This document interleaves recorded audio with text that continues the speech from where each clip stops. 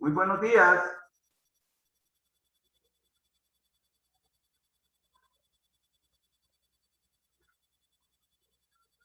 Muy buenos días a todos y todas. Buenos días, licenciado. ¿Me escuchan bien, verdad? Sí. Buenos días. Bien, vamos a continuar con la clase del martes.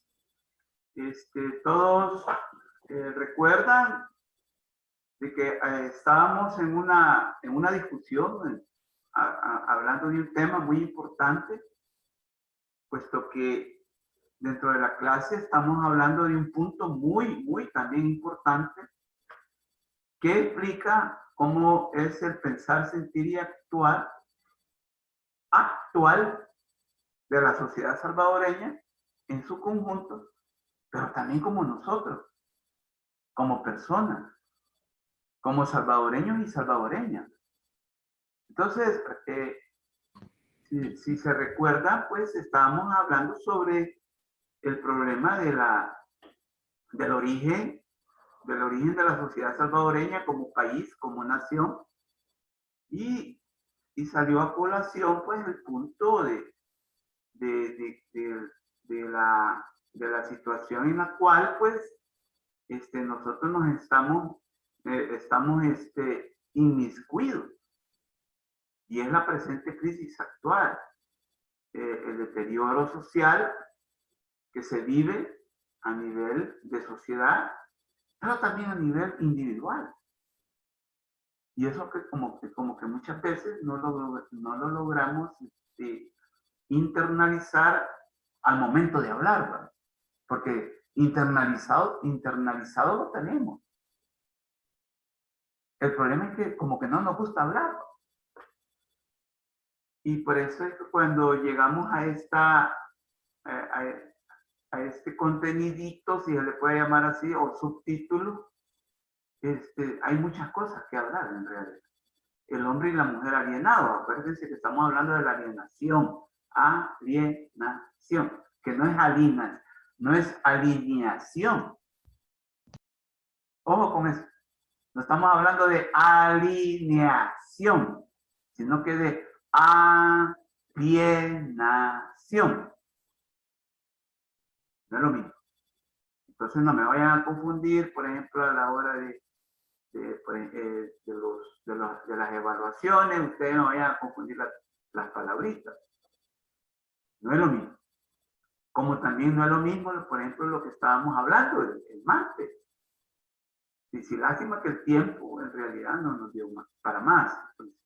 Yo no sé si está, bueno, me acuerdo que Isa, la compañera Isa, trajo el tema, y yo no sé si está entre nosotros. ¿Te encuentras, Isa, con nosotros? Luego también otra compañera estuvo también opinando. Bueno, entonces, en realidad, pues la opinión de la compañera pues nos llevó a plantear la situación a partir como de dos situaciones, ¿no? Sí, los culpables y los responsables. Isa hizo una opinión, si estás entre nosotros, buenos días, Isa, vamos a retomar lo que tú planteaste porque es necesario aclararlo. Entonces, para bien, ¿verdad? Para bien, porque hay que tener claro pues cuando hay culpabilidad y cuando hay responsabilidad. Entonces, yo explicaba en una forma bien general, bien genérica, lo que fue pues la fundación de El Salvador como país, como Estado. Y hablábamos pues de que el origen fue un origen elitista, ¿sí? ¿Sí? Fue un origen de grupos y de grupos económicamente poderosos en aquel entonces, poderosos y dominantes. Y entonces resulta que la historia de la humanidad, ustedes la pueden registrar, siempre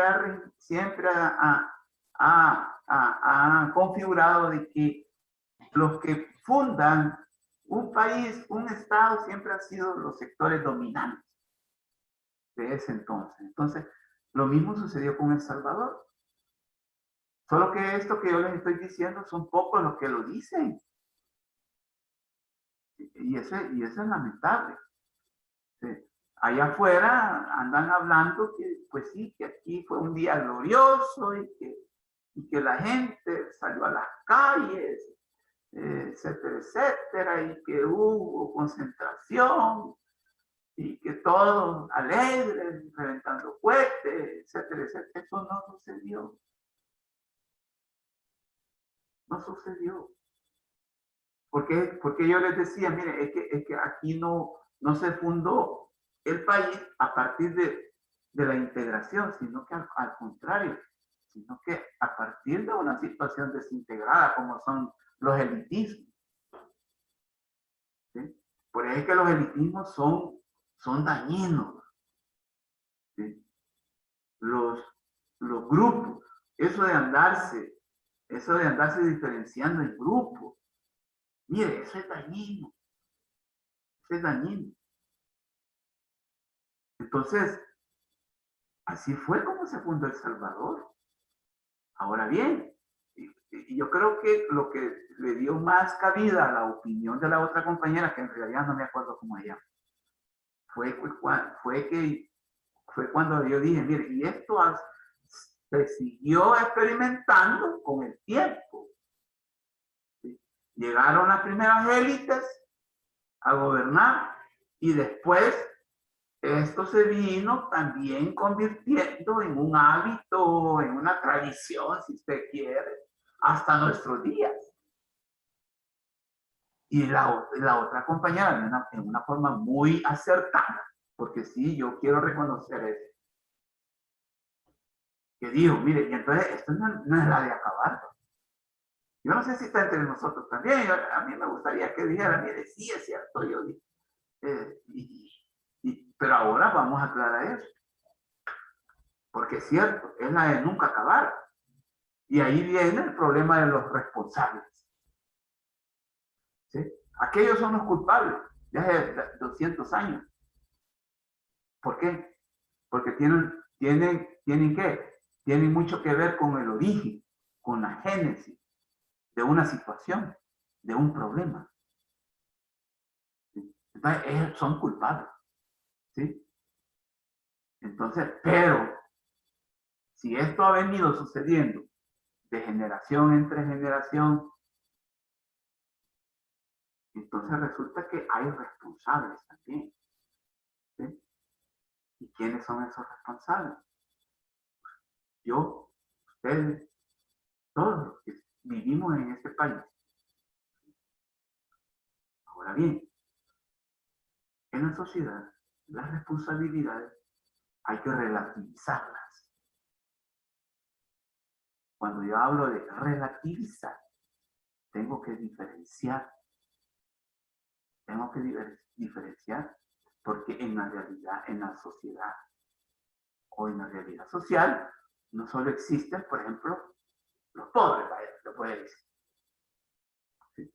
No solo existen las clases medias. No solo existen los sectores populares, no solo existen las clases trabajadoras, también existen las élites. Y ahí están, pues, no están ahí. Pues. En casa presidencial ahí están. En la asamblea legislativa ahí están también. Solo que son otras.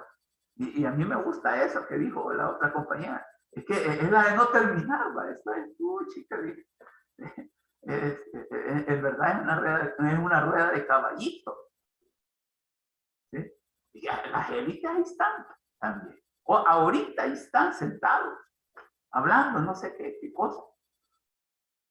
Y entonces siguen provocando situaciones, siguen provocando procesos que afectan a la mayoría de la población. Y ahí estamos usted y nosotros. ¿Sí? Ahora bien, ahorita, a partir de este momento, mi llamado es a una ciudadanía a una ciudadanía activa de parte de nosotros. A que empecemos a plantear la situación de que es necesario un cambio, pero un cambio real. Un cambio real. Ojo con eso. ¿Y a qué me refiero a un cambio real? A que ya basta de seguir ya gobernando como están gobernando. Ya basta de seguir dirigiendo como siguen dirigiendo. Y la vez pasada hablábamos en clase de que cuando hablábamos del impacto del COVID en lo económico, ¿se acuerdan? Hablábamos, por ejemplo, de cuáles son las soluciones necesarias en este país para salir del atolladero, para salir de la crisis económica. Y hablábamos de reformas, ¿se acuerdan? ¿Sí? Este país necesita una reforma económica. No con Bitcoin.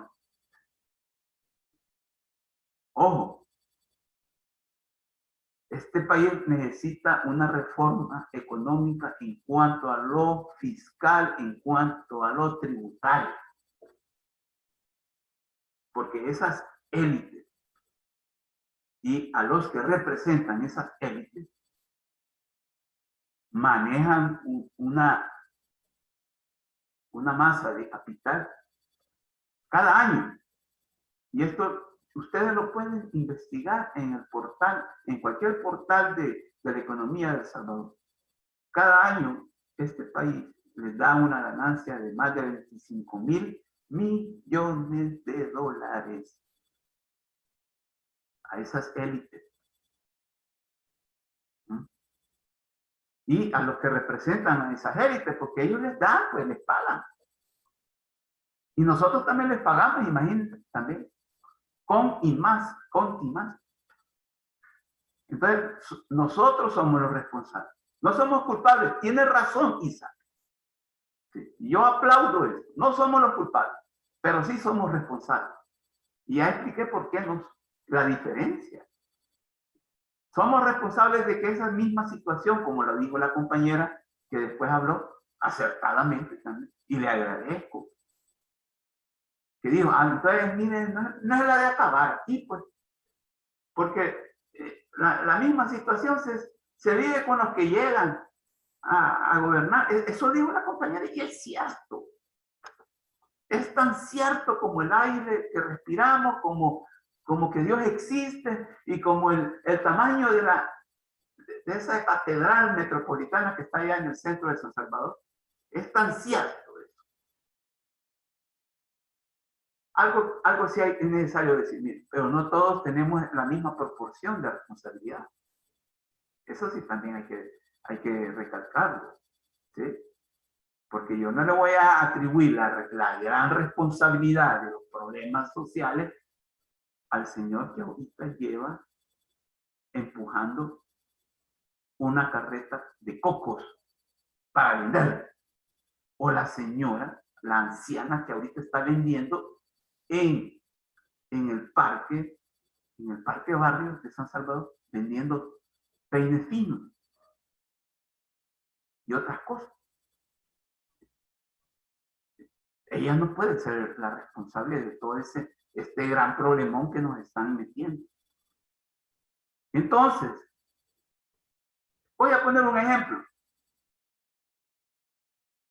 Y lo voy a poner con un ejemplo muy arraigado, muy enraizado en nuestra sociedad, y es la violencia intrafamiliar.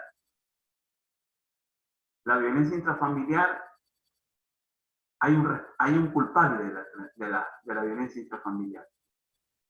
Y eso tiene mucho que ver, o en el mejor de los casos, tiene mucho que ver con un cónyuge. Generalmente es el hombre. ¿Sí? Generalmente es el hombre. Porque acuérdense que la violencia es un problema humano. No solo de hombres o solo de mujeres. Entonces, la violencia, hay un culpable, que es el que comienza, que es el que le da inicio al problema de la violencia, que es el que comienza a agreder es que comienza a deteriorar las relaciones. Siempre hay alguien que comienza, y entonces ese es el culpable.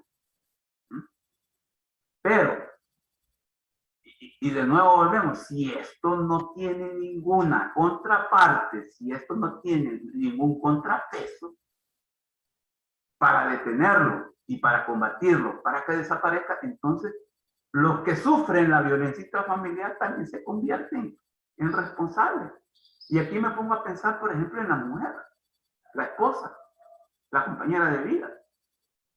Si ella no se moviliza en denunciar, en volver el problema, volver el problema como denuncia ante los tribunales, entonces si ella no hace nada, y acuérdense que la violencia, su movimiento es en espiral, va para arriba.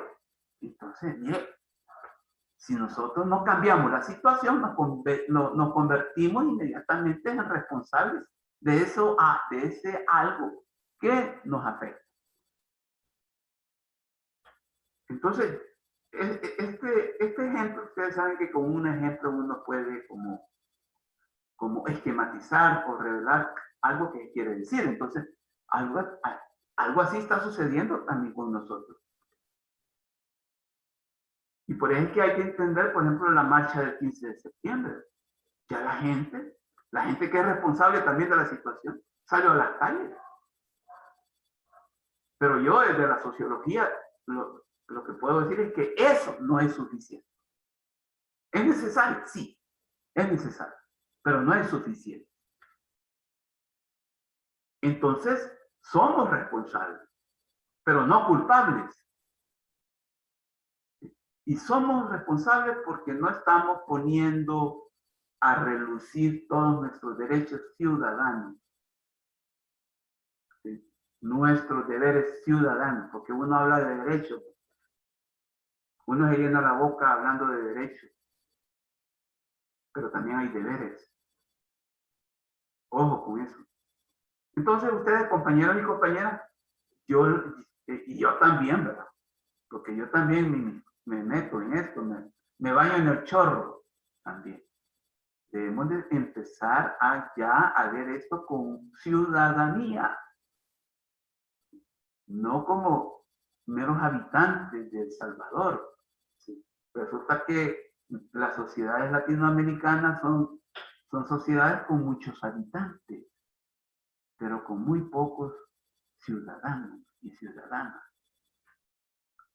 Entonces yo quería aclarar esto porque considero que era necesario decirlo, porque el tema o el subtema se presta, porque ahí tiene que ver mucho la alienación. ¿Sí? Cuando yo solamente soporto algo que me afecta, ojo, que me deteriora la vida, y no hago nada para cambiarlo, entonces estoy alienado también. Porque aquello que es externo a mí incide, ¿sí? Se impone sobre mi existencia. O sea, es alienación también, ideológica y hasta política. Entonces yo quería aclararles esto porque era necesario y el tema se presta. Entonces, ¿cuántos de nosotros estamos viviendo una situación en la cual también no somos culpables, como sería la violencia intrafamiliar, pero también somos responsables de que eso siga y siga y siga? Como un círculo vicioso, como bien lo dijo la compañera, que por cierto yo quisiera que nos saludara, así aquí estoy, yo lo dije, y ya me quedó claro esto. Porque, Creo que yo soy, ¿verdad? sí, Daniela eres, Daniela. Buenos días. Buenos días. Sí, ya me quedó claro. Daniela Gracias, sos. licenciado. No, yo pensé que el comentario de la vez pasada. Soy Isa. Fue Isa, pero creo que tú después hablaste que, mire, entonces esto va a seguir, ¿no? No fui yo. Ah, No no me fue. recuerdo quién fue. Yo ¿Cómo? fui, licenciado. Ah, Iris. Hola, Iris, Sí. ¿qué tal? Sí, me quedó claro. Sí, entonces somos responsables, Iris. No somos culpables. Y si nosotros permitimos que esto siga, como tú lo dijiste, muy bien, muy planteado, me hace. Y ahí estaba como dicen allá afuera, te pusiste en algo, como dicen. Ya ha fijado que allá en el lenguaje popular salvadoreño se usa bastante eso, ¿se ha fijado? Sí, se usa bastante. Sí, va. Hoy sí te pusiste en algo, dice. Entonces, es cierto, entonces, pero debemos nosotros ocupar un espacio protagónico, activo.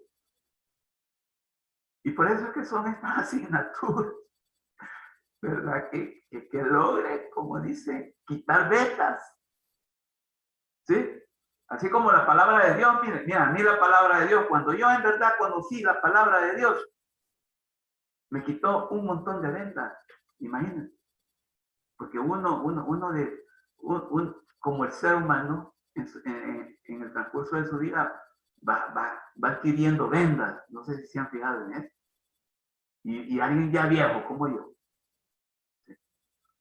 Entonces, uno hay veces necesita, como dicen, el conocimiento real de alguien como Dios, para que le quite vendas, no para ponerme más vendas, porque también puede resultar eso.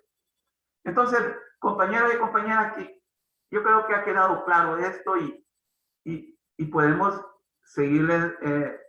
podemos seguir hablando del problema porque es un problema bastante serio, ¿saben? Esto de la alienación, porque lo vivimos y no solo lo vivimos, sino que lo convivimos. Es que resulta que nosotros no solo vivimos, sino que convivimos. Eso resulta ser el día a día del ser humano. Usted desde que se levanta, no solo usted vive, no solo vive, sino que empieza a convivir. Desde el momento en que empieza a darse cuenta qué hora es. Al baño, cuando va al baño a bañarse, o decir, usted está conviviendo con los que están suministrando el agua, ¿verdad? Y no digamos cuando usted empieza a comer, y cuando también aquí, ¿verdad? En este escenario en el que estamos. Mire cuánta convivencia está habiendo. Y eso es bueno. Eso es extraordinario. Y yo creo que la universidad se tiene que sentir como satisfecha. Bien, entonces, vemos pues que aquí hay un problema antropológico. Y cuando yo digo antropológico me refiero, por ejemplo, a las condiciones de vida de la gente. Hay condiciones de vida que inciden grandemente en el día a día de nosotros. El trabajo, la vivienda, ¿sí? La educación, la religión, son condiciones materiales de existencia. Y no solo material, sino que inmaterial y que inciden. Entonces, la alienación es un problema antropológico, pero también es sociológico, es psicológico porque anda también en nuestro pensamiento, en nuestras actitudes. Ya el martes estuvimos hablando, pues sí, cómo es la persona alienada, ¿va? Y rechazando lo que le rodea y aspirando cosas que ni vive, pero que solo están activas. Que el ser humano tiene esa capacidad, en realidad. ¿Saben cómo se llama? Se llama abstracción. Nosotros a través de la abstracción podemos decir, mira, fíjese que estuviéramos en Canadá. Y entonces uno se imagina. O sea, el ser humano tiene esa capacidad que no la tienen otros seres. Ojo. Entonces me voy a tomar la libertad de volver a leer esta diapositiva. ¿Sí?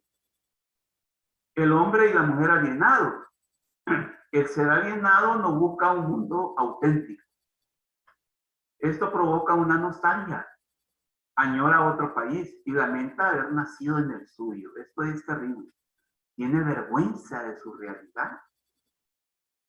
Vive en otro país y trata de imitarlo. Y se cree culto mientras menos nativo es.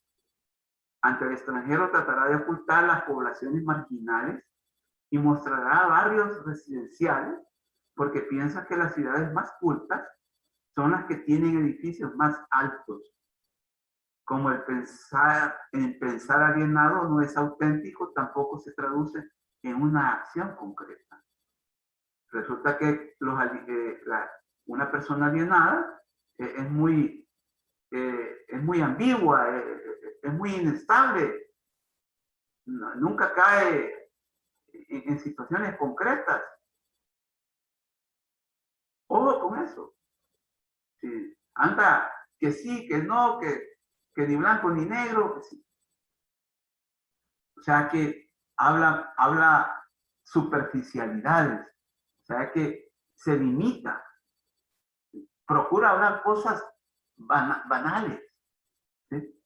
Ah, qué bonito tu vestido, qué bonito. ¿De qué marca es? ¿Y a dónde lo compraste? Mira, vamos a galerías hoy en la tarde, ¿sí? A vitrinear. Entonces, con un sorbete y a ver las prendas que uno no se puede comprar. Eso es terrible. Eso es terrible. Y así es una conducta alienada.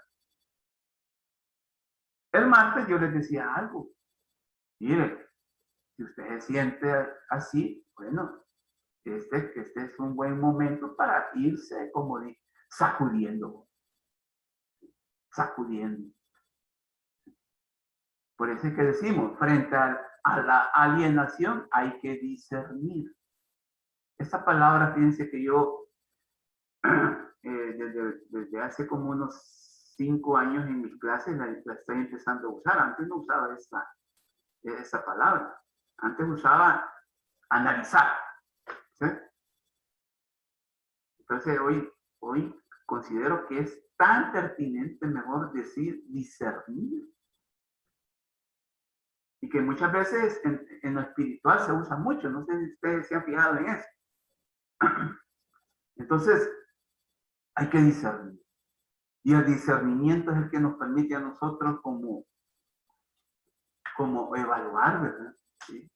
Como ver ante nuestros ojos qué es lo que nos conviene y qué es lo que no nos conviene. Ese es a nivel genérico el discernimiento. Entonces decimos, frente a la alienación hay que discernir a través del fomento y de la dinámica de construcción de imaginarios colectivos compartidos, es decir, de la cultura y su enjambre. Resulta que nosotros consideramos a la cultura como un enjambre. El mejor ejemplo de un enjambre, por ejemplo, es el panal de abeja. Usted mueve un panal de abeja, el enjambre que va a salir, un montón. Es posible que un montón de abejas salgan. Y más si son abejas asesinas. Entonces, el discernimiento en este sentido significa deconstruir, o sea, desconstruir. Esos imaginarios que andamos metidos aquí en el cerebro. Por ejemplo, que cuando comenzó la clase, vieron que, por ejemplo, esto, sí, esta imagen,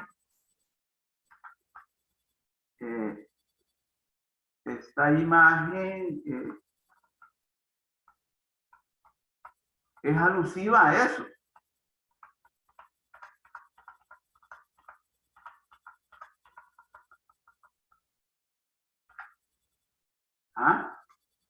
Esto es como una necesidad, ¿sí? Una necesidad de empezar como a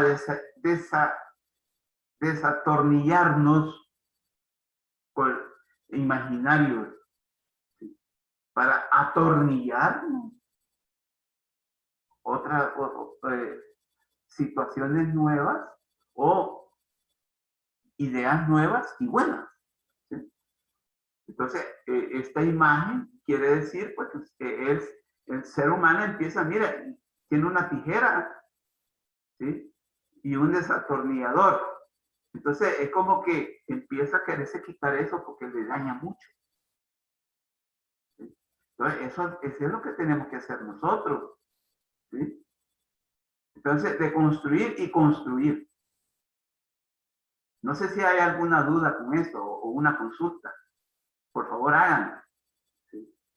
O sea, cuando yo les hago, mire, hay que sacudirse. Que eso no nos conviene, seguir pensando así, seguir sintiendo así. ¿Ah?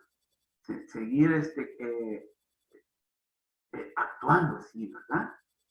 Que nos da vergüenza, por ejemplo. Porque mire, es terrible esto. Darnos vergüenza hasta donde vivimos. Yo no sé si en su colonia experimentan ustedes eso, en su barrio. Que hay gente que vive ahí, pero salen, ¿sí? Y entran y no le hablan a nadie, ¿sí? Entran a la carrera, ¿ah?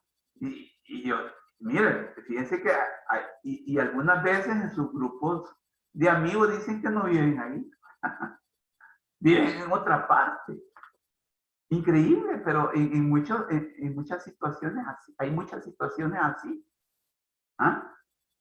Yo no sé si ustedes se han dado cuenta de esto, sería bueno que alguien nos diera un testimonio. ¿Sí? Entonces hay que empezar a deconstruir eso para construir una nueva visión, para construir visiones realistas. ¿Sí? Repito, si hay alguien que quiere comentar algo, le daríamos un espacio. Bien, entonces viene esa idea, esta idea puntual. Hay que partir de nuestras posibilidades para ser más uno mismo. ¿Sí? Con los pies en la tierra, ¿va?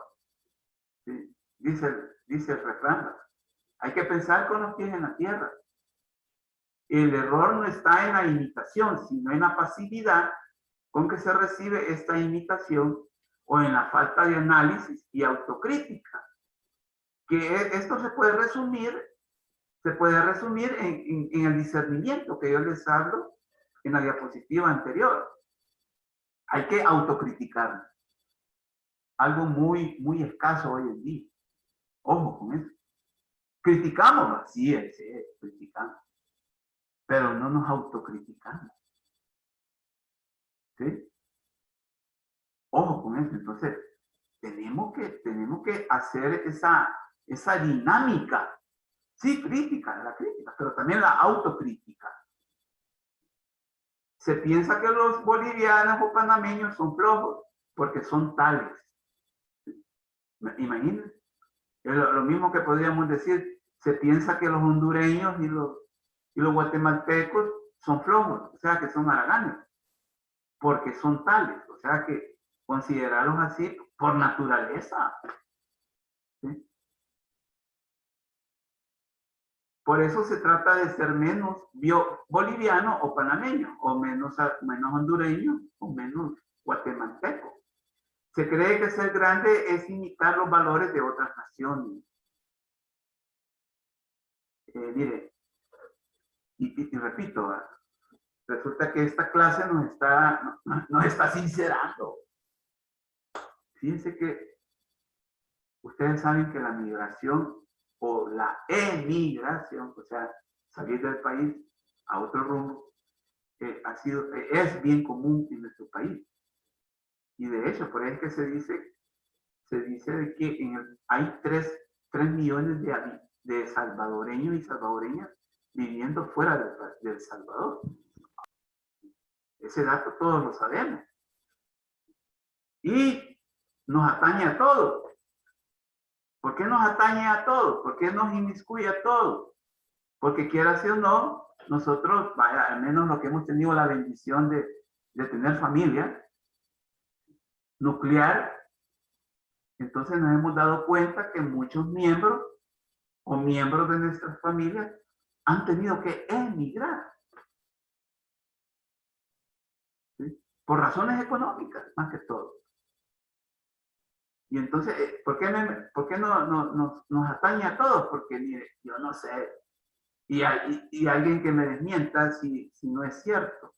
Yo me atrevo a decir de que ustedes y yo me voy a poner yo también porque yo sí estoy seguro de que tenemos familiares en los Estados Unidos, ya sean hermanos, primos, tíos. ¿Sí?